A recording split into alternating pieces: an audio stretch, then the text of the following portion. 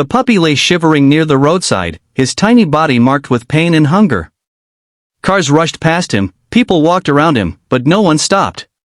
His eyes, filled with fear and hope, followed every shadow that moved. Just a day ago, he had a home. A careless accident, a broken leg, and suddenly he was unwanted.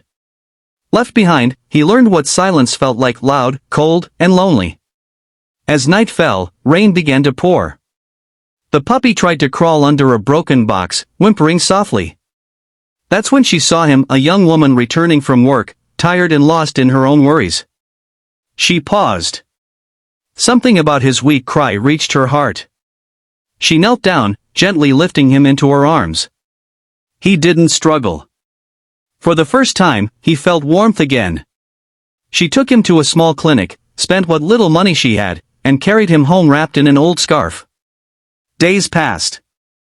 The puppy healed slowly, learning to walk again, learning to trust again. His tail wagged for the first time when he realized this kindness wasn't temporary.